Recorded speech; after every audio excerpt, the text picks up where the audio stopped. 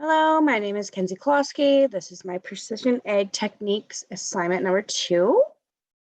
So the first slide, technology in the field, robots, temperature and moisture sensors, and aerial photographs and GPS technology are all frequently used in modern agriculture.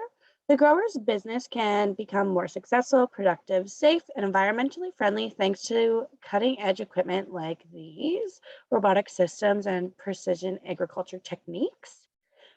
Being able to use the FieldView app firsthand has helped a lot. While scouting, you know exactly where you are in the field. You're able to track important spots while doing so. Seeing the vegetation and the weather on the apps help a lot when making decisions with the grower. You're able to show them all of your information right in front of you on your phone or tablet, whatnot. And yeah, so the field that I chose is the Husky field. Location is northeast 34, 10, 19 west of 1. The field size is 91.5 acres. Current weather and soil condition is dry, relatively. The crop variety is L340 PC canola, seeded June 8th and harvested October 3rd. So the field view imagery here is the vegetation imagery. June 17th, it's not a whole lot going on, just seeded. The soil still has lots of moisture and it is not quite emerged yet. And then right across from it is August 6th is when the crop is, 16th, sorry, when the crop is hitting its growing peak.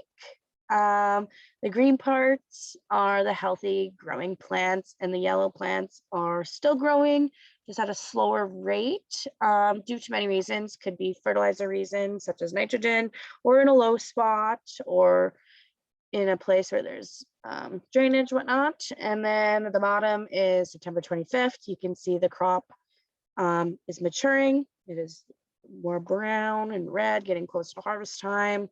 The canola dies. The yellow parts are like the almost dead, starting to die. Canola, just from the low spots in fertilizer. Like I said before, they're just maturing slower. The weather. So the accumulated precipitation at the top corner here. The orange line here is the 15-year average, and the blue line is what we had from June 8th to October 3rd. So you can see that we had a little bit more precipitation than the 15-year average, end of June, beginning of July, and then again, end of July, beginning of August, and then we had a little bit less from middle of August to October. And then below it is the high and low temperatures. You can see we had the temperature went up when the emergence started in end of June, and then it peaked again right before August when the crops were flowering, helping the plant flourish before the temps dropped closer to harvest time. And you can see there's a little oopsie in the graph there. We did not hit below 0 in the middle of August or beginning of August there. And then on the other side of the screen here, we have the daily amount of precipitation. We had a higher amount of rain in the beginning of June and July area related to the late seeding season and late emergence, and then kind of peaked, we got a little bit more in just the end of July there, and then it kind of petered out after. The Climate View platform is a one-stop shop for simple field data management, helping Canadian farmers get the most out of their acres through the delivery of the platform's powerful data analytics and the customized field insights. Farmers across Canada have the power to tailor their practices more precisely than ever before, knowing what's actually going on in your field, rather than just doing the drive-by, which normally the farmers back in the day, that's all they could do, by fine-tuning their action plans for the best outcome at the end of the season. So, which meaning higher yield, more bushels, whatnot. Here is my Google Earth. I don't know why it won't let me click. There we go.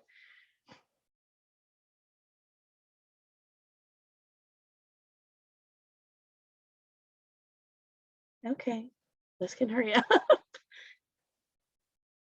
Here we go. So this is my scouting plan that I did for the field. So this is the north side scouting point. There's not much for weeds.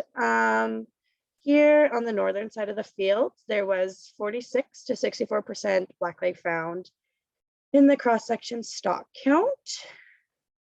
And then here, for this low spot, we had, it was covered pretty much by biomass product, and we found 35 to 45% blackleg found in the cross-section. And then here is the weed pin. There's large amounts of weeds around the pin, heavy enough to lower the plant count as well. 30% of the blackleg was found in this cross section. Not much verticillium in the stock count. And then here, the scouting point, 25 to 35% blackleg in the cross section stock count, and 10% verticillium was found as well.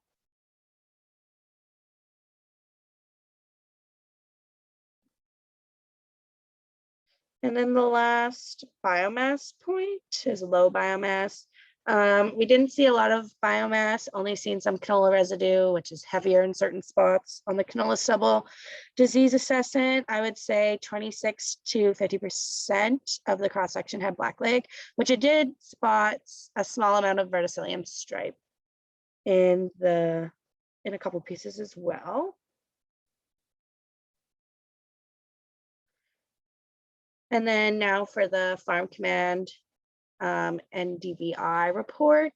You can see this is the start of the growing peak season. It's in June 29th, so quite a few days, probably 19 days after it had been seeded. So it's just starting to emerge. You can see in the natural color view here, there's a little bit of green happening, whatnot. The crop health statistics, it's 0.6 to 0.8 higher. There's more acres of healthy crop.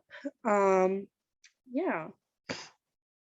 This one was basically, it's very peak in August. You can see right here, it is very green, and in the natural color that is green. So all of the plants have emerged basically, and there is a little bit of yellow there, which are the weaker but still growing plants. They're just making their way later maturity. And in the last report here for September 29th, this is the end of, well, the start of the end of harvest season here.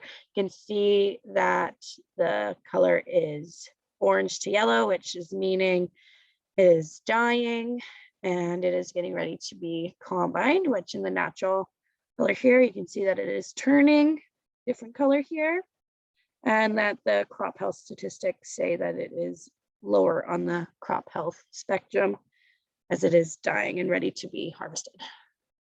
And here are the health change.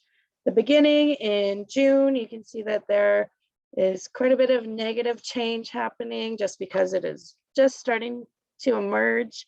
Basically, right after it's been seeded, there is a little bit of red here.